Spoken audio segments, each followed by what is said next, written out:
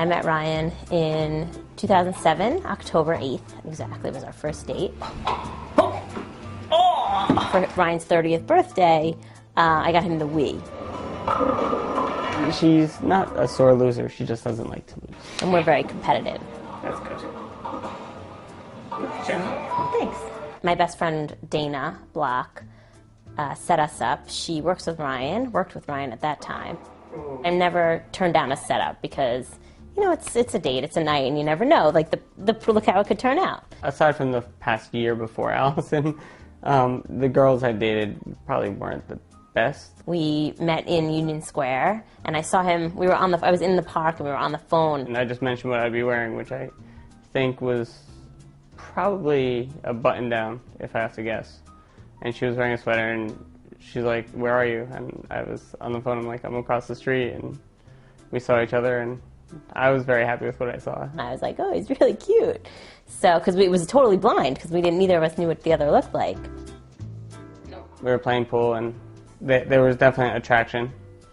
And I believe that's during our pool playing, somehow or another, we kissed, and obviously that was a good sign.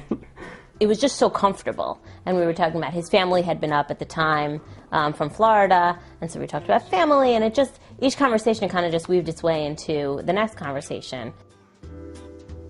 Going into this, I was expecting maybe a date, maybe two, and then after a few weeks, I'm like, after that 1 week, I was like, I'm very happy. I can actually see this going somewhere. There was no question. I didn't have to call my friend and be like, "This is the message he left," or "He hasn't called in 3 days. What does that mean?" You know, because I just knew. I knew that he enjoyed spending time with me. I enjoyed spending time with him.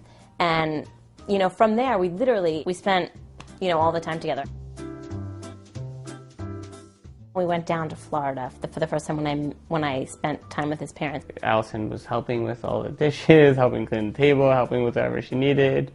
And my mother just came in the kitchen. She's like, "Marry this girl." I'm like, "I plan to."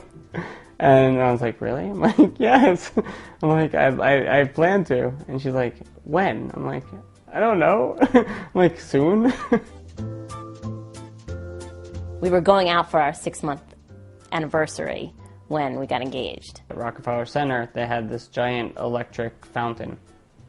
So I'm like, "Oh, let's go see it." Because originally I had always wanted to propose at Rockefeller Center. I just couldn't figure out a good reason. And the night before when I saw that, it became a good reason. I'm totally clueless. We're walking through, I'm talking, we get to the fountain, I like make a joke about throwing a penny in. And so he stands there and he says to me, you know, "At the risk of totally embarrassing you." And then he gets down on one knee, and I was totally shocked. And I said, "Will you marry me?" And I opened the box, and she was staring at me and said, "Oh my God, oh my God, oh my God." And so he's still on his knee, and he's like, "Can you say yes now?" So I said yes. He came up, I jumped up, I hugged him, I kissed him, and he's like, "Do you want to put the ring on your finger?" I was like, "Yes, yes." Yes!